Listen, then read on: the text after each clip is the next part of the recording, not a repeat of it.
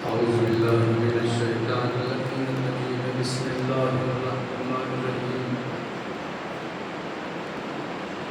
الحمد لله الذي هدانا لهذا وما كنا لنهتدي لولا أن هدانا الله لقد جاءت رسل ربنا بالحق الصلاة والسلام على سيد أسد ما في الوجود استجداء في كل موجود نقطة دائرة الوجود الصاحب لواء الحمد بالمقام المحمود اسمه مكتوب مرفوع مشفوع منقوش في الله والقلم سيد العرب والعجم جسمه مقدس مطهر منور في البيت والحرم شمس الضحى بدر الدجى صدر الهدى نور الهدى مصباح الظلم شمه القمر صاحب الجود والكرم والله عظمه وجبريل خادمه والبراق مركبه والمعراج سفره وقاب قوسين مطلوبه والمطلوب مسؤوله شمس العارفين سراج السالكين محب الفقراء والغرباء والمساكين مولانا النور الثقلين جد الحسن والحسين والقوس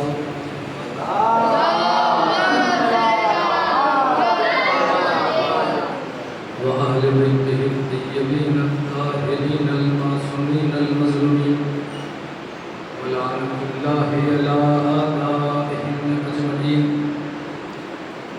أما بعد قال سبحانه في كتابه الكريم قوله الحق بالحق بسم الله الرحمن الرحيم هو الذي أرسل رسوله بالهدى والسلامة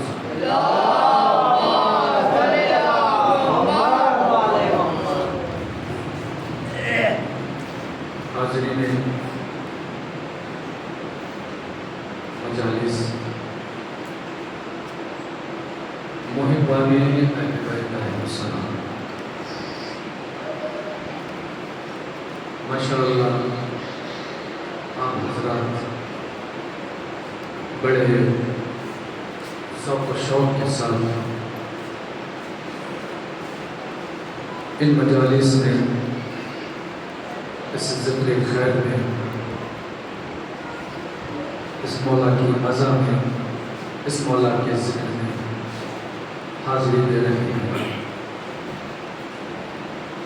دعا کرتے ہیں پروردگار اس فرش عزا کے صدقے میں شہدائے کربلا و اسیران کربلا علیہ السلام کے صدقے میں آپ کی جتنی بھی دلی میں حاجات ہیں پروردگار مرادوں کو پورا کریں دعا کرتے ہیں کہ پروردگار شاہجہاں معصوم علیہ السلام کے صدقے میں حجت پاک کے صدقے میں شہدائے کربلا و اسیران کربلا کے صدقے میں آپ کو ہر بلا سے ہر مصیبت سے محفوظ رکھیں عزیزان محترم جیسا کہ لوگ اکثر کہتے ہیں کہ مجمع کم ہے لوگ کم ہیں تو یاد رکھیے عزیزان محترم کہ مجھے مجمع کی قلت سے یا اس کی کثرت سے کوئی سروکار نہیں ہے کوئی مطلب نہیں ہے اور یہ بات آپ حضرات بھی جانتے ہیں اور قبلہ بھی جانتے ہیں کہ کہ ان مجلسوں میں کوئی آئے یا نہ آئے لیکن ایک بیوی ضرور آتی ہے، بس وہ بیوی آ جائے ہمارے لیے یہی کافی ہے۔ وہ بیوی اس فرش عظمت اور یاد رکھیے جب میں بولنا نہیں جانتا، ابتدائی دور تھا، کوشش کرتا تھا، سیکھتا تھا، اس وقت بھی میں تنہائی میں بھی بولتا تھا، کوئی نہیں ہوتا تھا، لیکن ذہن میں یہی ہوتا تھا کہ جہاں پر ذکر آل محمد ہوتا ہے، ذکر خیر ہوتا ہے، وہاں پر پروردگار عالم کچھ ہستیوں کو بھیج دیتا ہے، ملائکہ کو بھیج دیتا ہے، ان ہستیوں کا ذکر سننے کے لیے، اس ذکر خیر کو سننے کے لیے آسمان سے فرشتے آ جایا کرتے ہیں، جنات سنا کرتے ہیں۔ میں نے وہاں پر بھی کبھی یہ تصور نہیں کیا کہ میں تنہا بول رہا ہوں، میں تنہا اہل بیت علیہ السلام کا تذکرہ کر رہا ہوں۔ بہرحال عزیزان محترم، اگر آپ لوگ تھوڑا تھوڑا سمٹ جائیں تو کافی بہتر ہوگا۔ صلوات پڑھیں بابا۔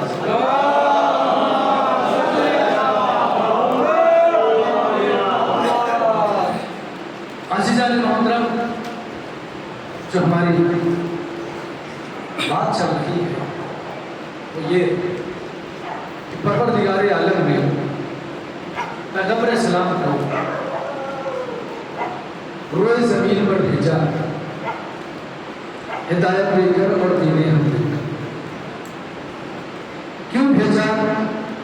اس کی وجہ کیا ہے جو آپ کے سامنے بیان کی جا چکی ہے۔ کن تو کنز مخفیہ، میں چھپا ہوا خزانہ تھا، میں نے چاہا کہ میں پہچانا چاہوں، لوگ میری معرفت حاصل کریں، لوگ مجھے پہچانیں، تو میں نے اپنی معرفت کے لیے اس مخلوق کو یعنی پیغمبر اسلام کو، آل محمد کو، نور بجدن کو خلق کیا۔ اب انہوں نے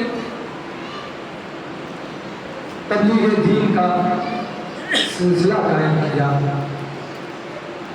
مولائے متقیان نے اور قرآن مجید نے بڑھ کر نبی کی رسالت کی گواہی دی، اور وقت یہ آیا کہ لوگ دین کی طرف پڑھتے ہیں اور دین کی معرفت، آل محمد کی معرفت، خدا کی معرفت حاصل کرتے ہیں۔ اور معرفت کرنے والوں میں جو سب سے پہلے آتے ہیں وہ پیغمبر اسلام کے اصحاب ہیں اور مولائے متقیان کے چاہنے والے ہیں۔ یوں تو ایک سے ایک ہے، اپنے آپ میں ہر ایک اپنی مثال خود رکھتا ہے، اس کا کوئی ثانی نہیں ہے۔ آپ چاہے سلمان کو لے لیجئے، چاہے عمر کو لے لیجئے، چاہے ابو ذر کو لے لیجئے، چاہے عمار یاسر کو لے لیجئے، سب اپنے اپنے آپ میں اعلیٰ مقام رکھتے ہیں معرفت کی منزل میں۔ بات کرتا ہوں مولا کا ایک غلام جو معرفت کی اس منزل پہ فائز ہے کہ جس کے جملوں پر خود مولائے متقیان ناز کیا کرتے ہیں، جس کے کلام پر، جس کی حاضر جوابی پر نہج البلاغہ کا خالق خود مولائے متقیان فخر کرتے تھے، جس کا نام ہے ترجمہ۔ ترجمہ کون ہے؟ یہ حاتم طائی کے پوتے ہیں، حاتم طائی کے پوتے ہیں۔ کون حاتم طائی؟ ایک دفعہ مولائے متقیان خطبہ دے رہے تھے، خطبے میں آپ نے ارشاد فرمایا کہ سخی وہ ہوتا ہے جو مانگنے پر عطا کرے، سخی وہ ہوتا ہے جو مانگنے پر عطا کرے، اور کریم اسے کہتے ہیں جو سوالی کا چہرہ پڑھ کر عطا کر دے۔ کیا فرمایا کہ سخی وہ ہوتا ہے کہ جو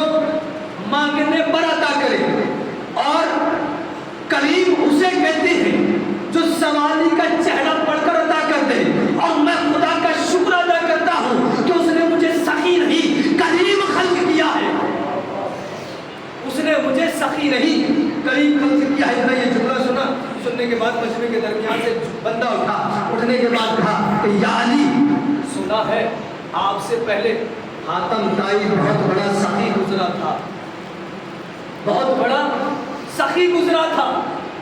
مولا فرماتے ہیں کتنا بڑا سخی تھا؟ کہا مولا اس کے محل کے 40 دروازے تھے اور 40 دروازوں سے سوالی کو اتنا عطا کرتا تھا، اتنا عطا کرتا تھا کہ 40ویں دروازے تک پہنچتے پہنچتے سوالی خود سخی بن جایا کرتا تھا. اتنا جملہ سنا کہ ایک مرتبہ مولا جلال میں آ کر کہتی ہے حاتم جیسا بخیل میں نے کائنات میں نہیں دیکھا، حاتم جیسا بخیل کائنات میں نہیں دیکھا. کہا کیوں مولا؟ کہا اس لیے کہ 40 دروازوں تک بلا کر سوالی کو ذلیل کر دیا کیا کرتا تھا. ارے پہلے ہی دروازے سے اتنا کیوں نہیں عطا کرتا کہ 40ویں دروازے تک جانے کی ضرورت نہیں پڑے. صلوات بھیجو تو آواز سے بولو.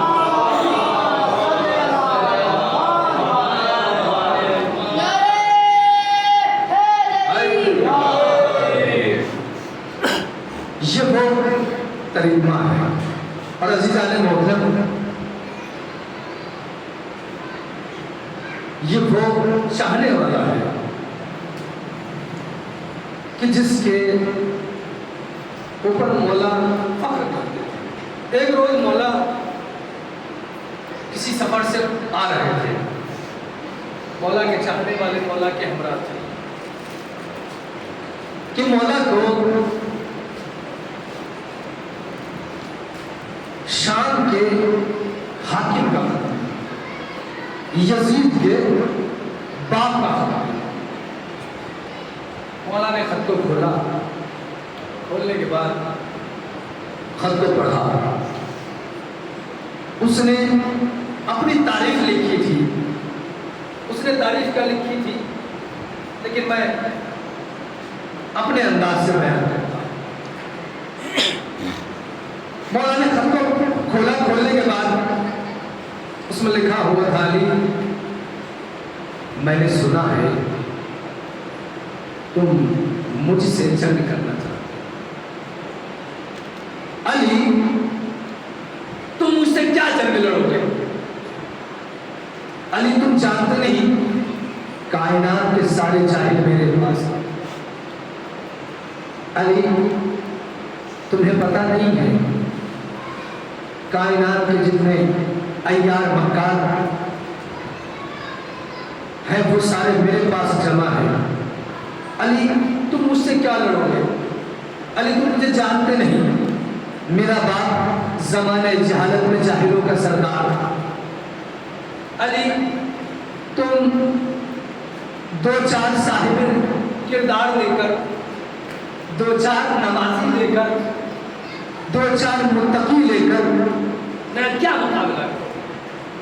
اب یہ بڑا مولا ہے. توجہ رکھیے گا عزیزان محترم. میں ایک اور بات، آج تک میں نے آپ سے یہ نہیں کہا ہے کہ آپ داد دیجئے یا نعرہ لگائیے، اور نہ ہی میں نے آج تک یہ لفظ استعمال کیا ہے جیسے لوگ کہتے تھے کہ ہر حلالی بولے گا، جو حلال زیادہ ہے وہ بولے گا.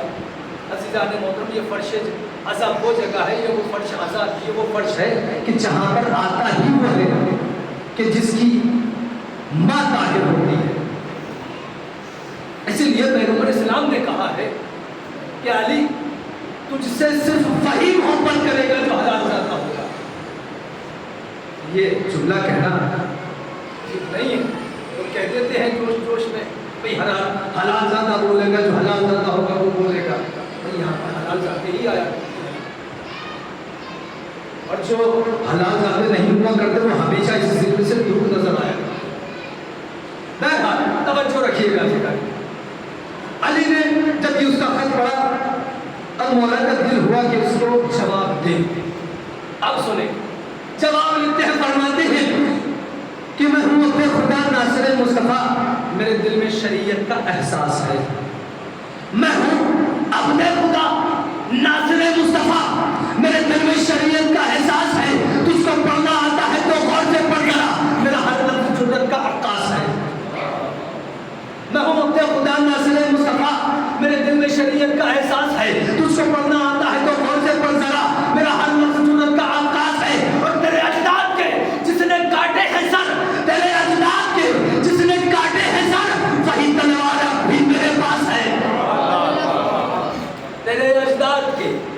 نے کاٹے ہیں سر وہی تلوار اب بھی میرے پاس ہے. محبوب خدا ناصر مصطفیٰ میرے دل میں شریعت کا احساس ہے. تو میرے دل میں شریعت کا احساس ہے. تجھ کو پڑھنا آتا ہے تو غور سے پڑھ سکا. میرا ہر لفظ جرأت کا عکاس ہے. تیرے اجداد کے جس نے کاٹے ہیں سر وہی تلوار اب بھی میرے پاس ہے. اور بے خبر شاید تجھے پتا ہی نہیں میرے ایک شیر کا نام عباس ہے. بے خبر شاید تجھے پتا ہی نہیں میرے ایک شیر کا نام عباس ہے. میری تلوار ہے خون کے لیے پیاسی بہت. میری تلوار ہے خون کے لیے پیاسی بہت. پیاس اس کی نہ شاید بجھانی پڑے. میری تلوار ہے خون کے لیے پیاسی بہت. پیاس اس کی نہ شاید بجھانی پڑے. اپنی اوقات میں رہے کہ ایسا نہ ہو مجھ کو تلوار پھر سے اٹھانی پڑے. سلوات بھیجے بابا.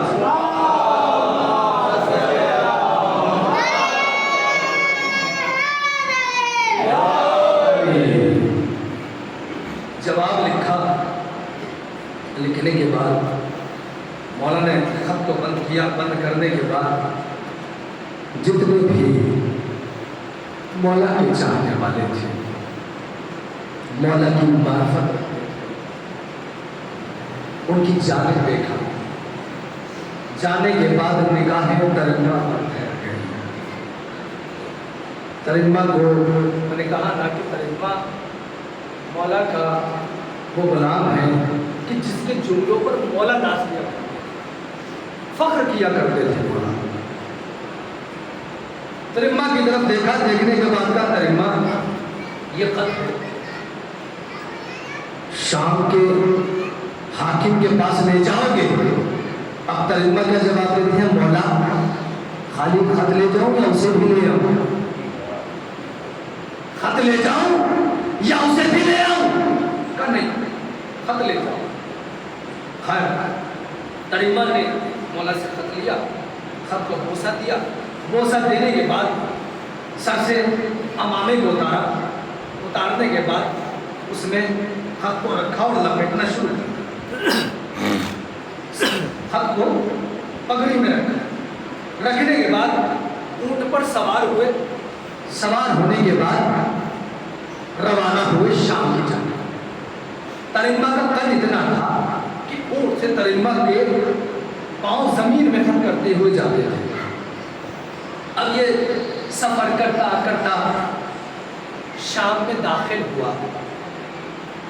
جیسے ہی شام میں داخل ہوا تو وہاں پر شام کے حاکم کا ایک باغ تھا. باغ میں امر اعظ اور اس کے کچھ حواری کھڑے ہوئے. باغ کی دیوار کے کنارے سے ترنگا کا گزر ہوا. اب انہوں نے دیکھا کہ یہ کون ہے.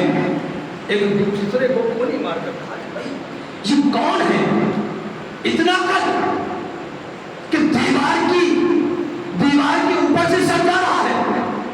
بھائی یہ کون ہے. دوڑے دوڑے باغ سے باہر نکلے.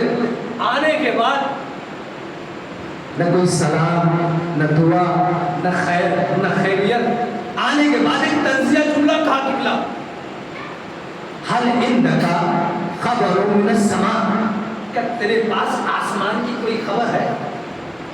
قد کو دیکھا.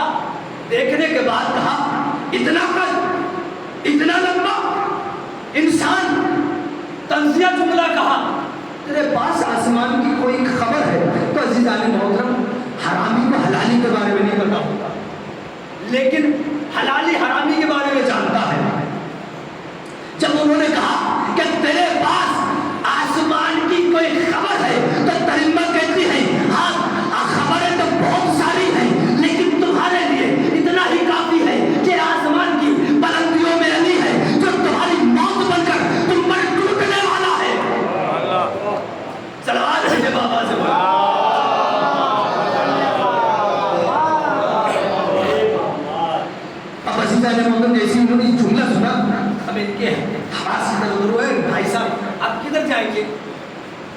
ابھی تک تو انداز دوسرا تھا، اب بھائی صاحب پہ آ گئے، بھائی جان پہ آ گئے، کہا کہ مجھے تمہارے حاکم سے ملنا ہے۔ کہا کہاں سے آئے؟ کہا کہ میں علی کا قاسم ہوں۔ اچھا وہ کچھ دوری پر دربار ہے، وہاں چلے جاؤ۔ اب ترنما آہستہ آہستہ دھیرے دھیرے روانہ ہوئے اور ادھر یہ جلدی سے اپنے گھوڑوں پر سوار ہوئے اور ہونے کے بعد تیزی سے دوڑتے ہوئے دربار میں داخل ہوئے اور دربار میں داخل ہونے کے بعد اپنے حاکم سے کہتے ہیں خبردار! کیا بات ہے؟ کہ علی کا غلام آ رہا ہے، اس نے ہماری تو طبیعت ٹھیک کر دی، ہم نے ایک ہی سوال کیا تھا، ہماری تو حالت اچھی کر دی، ہم تمہیں ہوشیار کرنے آئے ہیں، تمہیں بتانے آئے ہیں کہ دیکھو وہ آیا ہے، ہوشیار ہو جاؤ، ٹھیک ہم چلتے ہیں، خدا حافظ۔ اب جیسے ہی ان کے حاکم نے یہ جملہ سننے کے بعد کہا بھئی کیا بات ہے؟ بھئی آج تک میرا کھاتے رہے ہو اور آج جب علی کا غلام آ رہا ہے تو جا رہے ہو، یہیں بیٹھو۔ اب ادھر یہ باتیں ہو رہی تھی کہ اتنے میں مولا کا غلام ترنما دربار میں داخل ہوا۔ کیسے داخل ہوا؟ اونٹ سمیت، نیزے سمیت، جوتیوں سمیت داخل ہونے کے بعد بیچ سے قالین کو پھاڑنے کے بعد وہاں پر نیزے کو گاڑنے کے بعد اس سے اپنے اونٹ کو باندھا، اونٹنے کے اونٹ کو باندھنے کے بعد کمر کو سیدھا کیا، سیدھا کرنے کے بعد کہا بھائی تمہارا حاکم کہاں ہے؟ تمہارا حاکم کہاں ہے؟ جیسے ہی یہ جملے ترنما نے کہے نا تو امر اعظ کھڑا ہوا۔ کھڑے ہونے کے بعد کہا عجیب آدمی ہے، تم قاصد ہو؟ کہاں میں قاصد ہوں۔ کہا کہ خط ایسے جاتے ہیں، اس سے پہلے کہیں دربار میں گئے ہو؟ کہاں بہت جگہ پہ گیا ہوں۔ کہ درباروں میں گئے ہو؟ کہاں بہت درباروں میں گیا ہوں۔ کیسے ہی جاتے ہو؟ کہ کیسے جاتا ہوں؟ کہ اونٹ سمیت جاتے ہو؟ کہ نہیں۔ کہ جوتیوں سمیت جاتے ہو؟ کہ نہیں۔ کہا نیزے سمیت جاتے ہو؟ کہ نہیں۔ تو کہا کہ تم پھر یہاں پر کیوں آئے ہو؟ پھر ڈاک کیسے ہی آتی ہے؟ میری مجبوری ہے، میری مجبوری ہے۔ جب میں وہاں سے چلا تھا نا تو میرے مولا نے کہا تھا میرے جان تم جہاں جا رہے ہو میرے پیارے، وہاں پر دو باتوں کا خیال رکھنا، وہاں پر دو باتوں کا خیال رکھنا۔ ایک تو ان بیچاروں کو اونٹ اور اونٹنی کا پتہ نہیں ہے، اور دوسرے وہاں پر چوری بہت ہوتی ہے۔ کچھ وہ اونٹ تو سمجھ میں آ گیا، لیکن یہ جوتیاں باہر اتار کر آؤ۔ کہا جو لوگ اونٹ نہیں چھوڑتے وہ جوتیاں چھوڑیں گے، وہ لوگ جوتیاں چھوڑیں گے۔ کل دیکھو تم بھی نوکر ہو، میں بھی نوکر ہوں، تم بھی علی کے قاصد ہو، میرا بھی یہاں پر کچھ دبدبا ہے، میرا بھی یہاں پر کچھ روب ہے، تو اگر تم باہر جا کر جوتیاں اتار آؤ گے تو میری کچھ بات بن جائے گی، اس لیے ایسا کرو باہر جاؤ اور جانے کے بعد جوتیاں اتار کر آ جاؤ، میری کچھ بات بن جائے یہاں پر۔ کیوں جاؤ جوتیاں اتارنے؟ جب موسیٰ کوہ طور پر گئے تھے تو اللہ نے کہا تھا موسیٰ جوتیاں اتار کر آؤ، تو نہ یہ کوہ طور ہے، نہ میں موسیٰ ہوں، نہ میں موسیٰ ہوں، نہ یہ اللہ ہے، جوتیاں کیوں اتاروں؟ اچھا ٹھیک ہے، ساری باتیں مان لیتا ہوں، ٹھیک ہے جوتیاں نہیں اتارتا تو نہ اتار، لیکن امیر کو سلام کر لے، امیر کو سلام کر لے۔ जैसे ही तरीमा ने ये जुमला सुना, एक मरतबा अपने दाएं जब बाएं इधर उधर देखना शुरू किया। अब ये एकदम कहता भाई मैं कहता हूँ कि तुमसे क्या अमीर को सलाम कर लो, तुम दाएं बाएं क्या देख रहे हो? कहा यही तो देख रहा हूँ, मैं तो मौला को वहां छोड़कर आया हूँ, यहाँ कहाँ से आ गए? कहा नहीं, कहा ये तख्त पर जो बैठा है ये अमीरुल मोमिनीन है, इसे सलाम करो। एक मरतबा तरीमा कहता है मोमिन मैं हूँ, मैं इसे अमीर नहीं मानता। मोमिन मैं हूँ, इसे मैं अमीर ही नहीं मानता। इधर के बातें आ रही थी कि पीछे से किसी की आवाज आई, कहां से गई? क्या कर रहे हो? उससे बातों में बातें किए जा रहे हो और वो तुम्हारी बेइज्जती पर बेइज्जती किए जा रहा है। उसे जल्दी से खत लो और उसे रवाना करो। उसे बातें किए जा रहे हो, वो तुम्हें जलील किए जाता है और तुम उसे बातों में लगे हुए हो। कहा अच्छा वो खत ला, खत दो। अब तरीमा ने बड़े आराम से अपने सर की पकड़ी को खोला, खोलने के बाद उसमें से खत को निकाला। जैसे ही खत को निकाला तो एक मरतबा फिर जुमला कहता है अजीब इंसान हो, पता नहीं किस मिट्टी के बने हुए हो। भाई खत जेब में रखते हैं, खत आस्तीन में रखते हैं, खत दामन में रखते हैं, खत थैले में रखते हैं, खत सर पे कौन रखता है? कहा कि मेरी मजबूरी थी, खत अली का था इसलिए ऊंची जगह पर रखा। मेरी मजबूरी थी, खत अली का था इसलिए ऊंची जगह पर रखा। अब उसमें खत पढ़ा, खत पढ़ने के बाद कहा कि मुझे जवाब चाहिए। जवाब लिखा अली मेरे पास सितारों की मानंद ऐसे है जैसे जमीन पर बिखरे हुए दाने।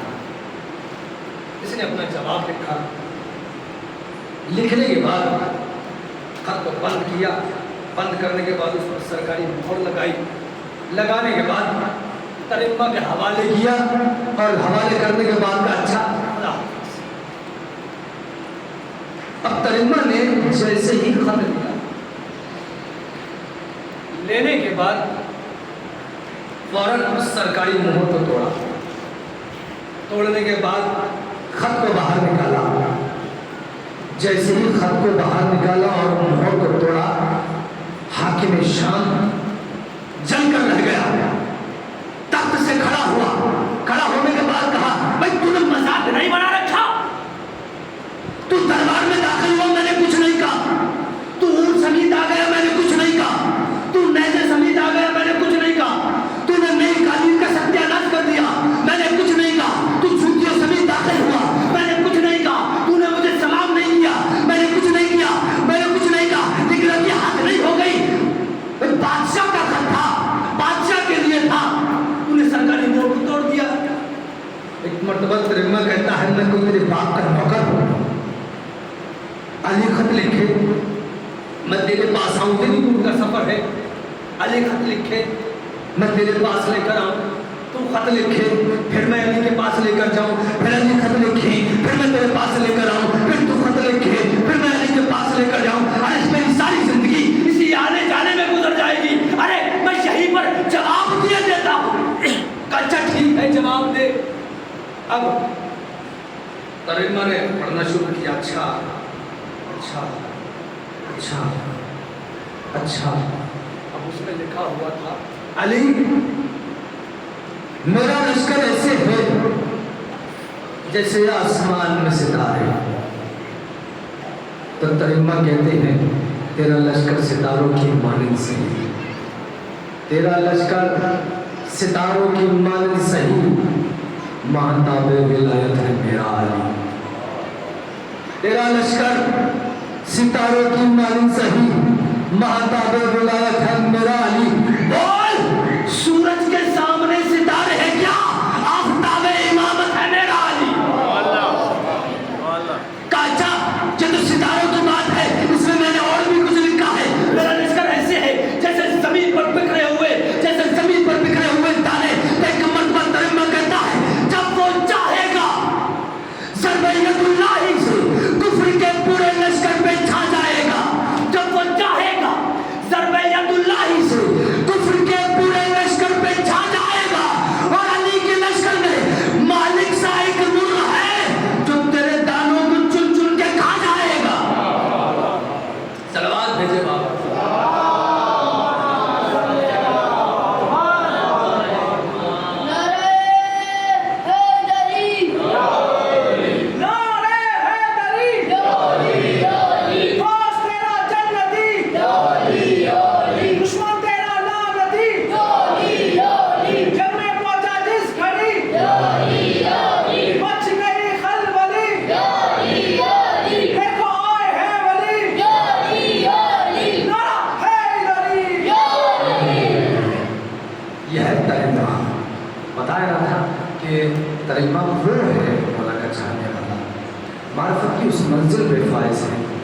तरीक़ा कि खुद मौला फ़ख्र करते थे, नाज करते थे तरीक़ा के जो भी होगा। अब तरीक़ा ने जो है वो खत लिया, लेने के बाद वहाँ से रवाना हुए। अब पीछे से हाकिम अमरे आज से कहता है, भाई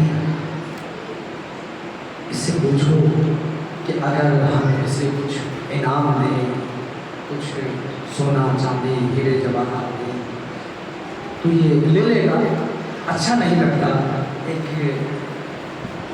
कासिद, एक नुमाइंदा दरबार में आया हो और वो खाली हाथ चला जाए। इससे पूछो अगर हम इसे कुछ देंगे तो ये ले लेगा। हो सकता है अभी तक इसने हमारी बहुत बेइज्जती कर दी, हो सकता है चलते चलते कुछ शुक्रिया कुछ थैंक यू कहे। अब अमरियाज कहता है, सुनो, हाकिम कहता है कि अगर तुम्हें कुछ इनाम दे, कुछ तोहफा दे तो ले लोगे। तरीक़ा पलट कर जवाब देते हैं, हाकिम की क्या अपनी जबान नहीं है? हाकिम से कहो कि वो खुद पूछे। अच्छा ठीक है, अगर हम तुम्हें कुछ इनाम दें तो तुम ले लोगे। क्यों नहीं लूंगा? क्या तेरे बाप का माल है, मुसलमानों का माल है? मैं मुसलमान हूँ, तेरे बाप का माल थोड़ी, मुसलमानों का माल है। अब उसने एक थैली अशरफियों की जो भी हो उसने तरीक़ा के हवाले किया। तरीक़ा ने उस थैली को लिया। लेने के बाद ऊँट की गर्दन में कपड़ा बंधा हुआ था, कपड़ा बंधा हुआ था।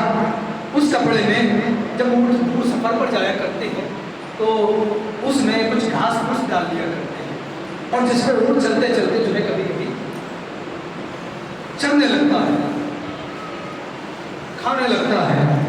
तरीक़ा ने क्या काम किया, उस थैली को लिया, लेने के बाद उस कपड़े के अंदर डाल। अब इसने देखा, देखने के बाद चलकर रह गया, ये क्या बात है? आज तक तो मैंने सुना था अली के चाहने वालों को दौलत से मोहब्बत नहीं होती, आज मैंने देख भी लिया है, आज मैंने देख भी लिया है। अच्छा ये बताओ, तुमने ये थैली, भाई इसमें दौलत है, ये है जवाहरात है, कीमती शय है, कि तुमने इसमें क्यों डाली? क्यों डाली? का उसकी वजह ये है का जी, जब मैं सफर पर होता हूँ तो इसमें अपनी सवारी के लिए घास फूस डाल लिया करता हूँ। और जब मैं अपने वतन में हुआ करता हूँ, अपने मौला के पास हुआ करता हूँ, तो इस कपड़े से अपने मौला की जूतियों की गर्द को साफ किया करता हूँ। मैंने तेरे माल को इस कपड़े में इसलिए डाला ताकि वहां पहुंचते पहुंचते तेरा ये नजिस माल भी पाक हो जाए। अब खैर तरीक़ा वहाँ से रवाना हुए हैं। मौला के चाहने वाले, मौला के आशिक और मौला का जो हकीकी इश्क है वो ऐसे ही हासिल नहीं होता। उसके लिए पहले ज़रूरी होता है कि इंसान मारिफत हासिल करे। इंशाअल्लाह किसी रोज़ बहस होगी मारिफत के हवाले से और इस फर्श अज़ा के हवाले से। जो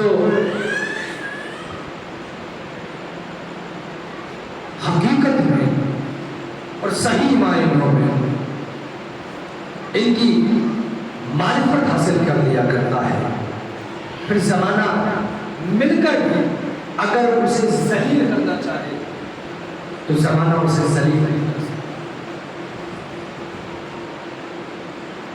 ज़माना लाख उसे ख़त्म करना चाहेगा, मिटाना चाहेगा, तो ज़माना मिलकर भी उसे मिटा नहीं सकता।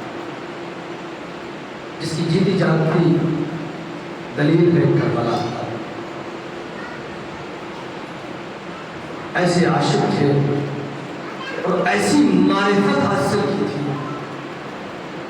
ऐसी मारिफत हासिल की थी कि मौला उनसे कहते रहे चले जाओ चले जाओ चले जाओ, अपनी जिंदगियों की तरफ पलट जाओ,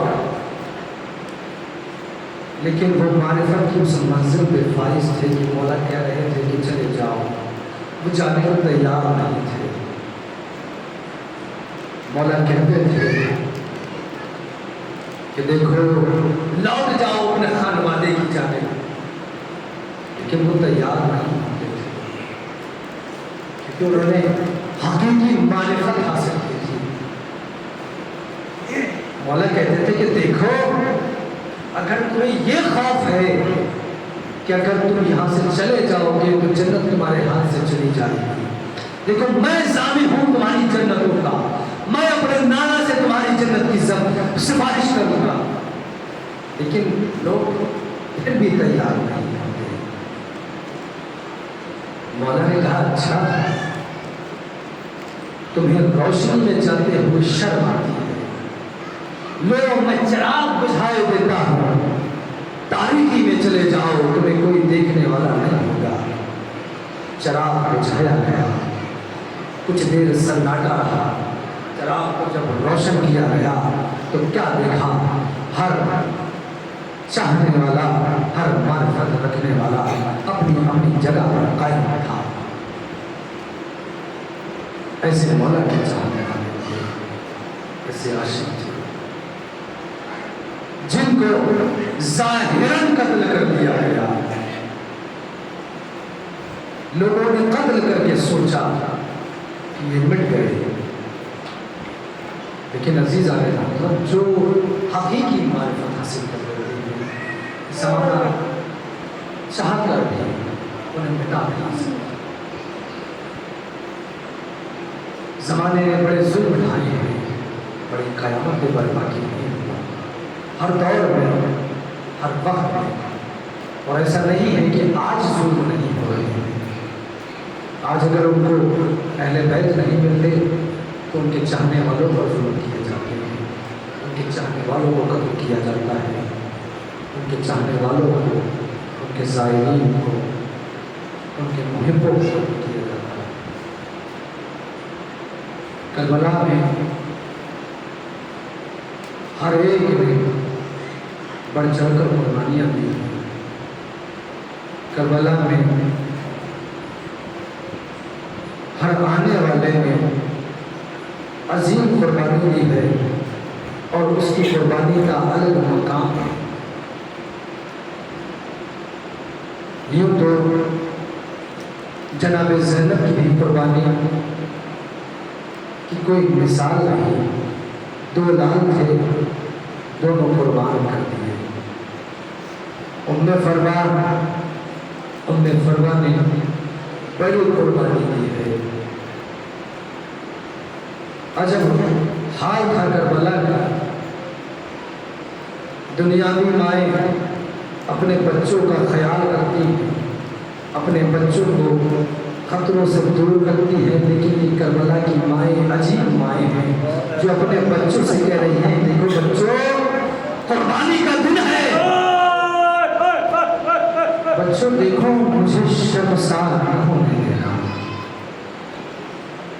کل حسین پر قربان ہو جانا۔ عزیزانو یوں تو ہر بیوی کی قربانی اپنے آپ میں مثال ہے، ہر بیوی کی گود اجڑی ہے، کسی کا بھائی شہید ہوا ہے، کسی کا شوہر شہید ہوا ہے، کسی کی اولاد شہید ہوئی ہے، ایک مظلوم بیوی ہے جس کا نام ہے رباب، جس کا سب کچھ قربان ہو گیا۔ شوہر کو کربلا میں ذبح کر دیا گیا، اس کا ایک 6 ماہ کا ششماہا تھا جس کو 2 مرتبہ قتل کیا گیا، ایک مرتبہ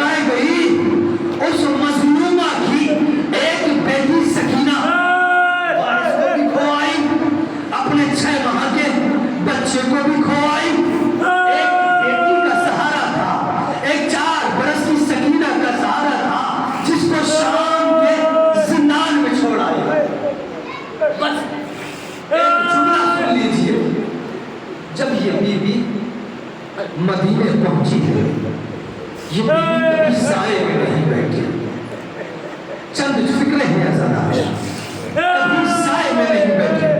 مولا سجاد کہتے ہیں اماں کب تک دھوپ میں بیٹھیں گی اس طرح سے؟ اماں چلیے سائے میں چلیے، اماں سائے میں چلیے۔ ازادہ یہ بیوی کہتی تھی اے سجاد ارے میں کس طرح سے سائے میں بیٹھوں؟ تو میرے وارث کا لاشا دھوپ میں پڑا رہا، تو میرا ننھا علی اصغر کا لاشا دھوپ میں رہا، میں اپنے وارث کے لاشے پر عبادت کر کر آئی ہوں، جب تک جیوں گی سائے میں نہیں بیٹھوں گی۔ سجاد میں سائے میں نہیں بیٹھ سکتی، سجاد مجھے ضد نہ کرنا۔ ایک مرتبہ سجاد کہتے ہیں اماں دیکھیے کب تک آپ دھوپ میں بیٹھیں گی، اماں سائے میں چلیے۔ رباب کہتی ہے بیٹا سجاد یہ بتا سجاد امام وقت ہو کر حکم دے رہا ہے یا بیٹا بن کر کہہ رہا ہے؟ ایک مرتبہ سجاد کہتے ہیں اماں میں آپ سے کہہ رہا ہوں اماں خدا کے لیے سائے میں چلیے۔ ازادارو ایک مرتبہ جب سجاد نے کہا نا کہ سائے میں چلیے، اب ازادارو جناب رباب اٹھی، گھٹنے کے بعد کہا اے خدا میری روح کو قبض کر لے، اس لیے کہ میں وعدہ کر کر آئی تھی کہ میں سائے میں نہ بیٹھوں گی۔ اتنا کہنا تھا کہ جناب رباب کی روح جنت کو پرواز کر گئی۔ اب جناب رباب کو قیامت کے جملے تصور، اب جناب رباب کو غسل کے لیے آمادہ کیا گیا، غسالہ آئی غسل دینے کے لیے۔ جناب رباب کے کپڑوں کو جدا کرنا شروع کیا، جیسے ہی کپڑوں کو جدا کرنا چاہا تو کیا دیکھا کہ جناب رباب کے کپڑوں میں ایک پوٹلی ہے۔ جناب رباب کے کپڑوں میں ایک پوٹلی کپڑوں سے پوٹلی برآمد ہوئی، ایک چھوٹی سی گٹھری برآمد ہوئی۔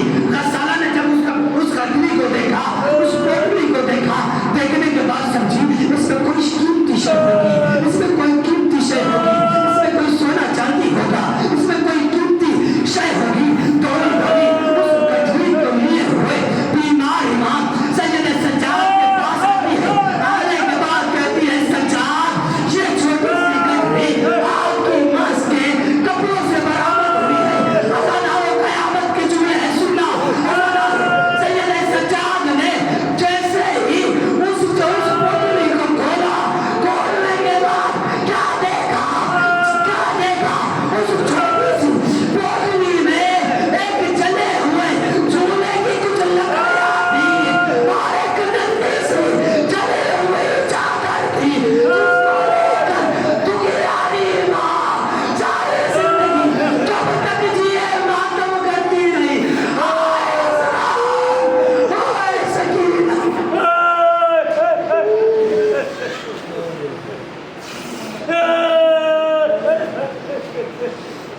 اِنَّ لِلَّهِ وَإِنَّ لِلَّهِ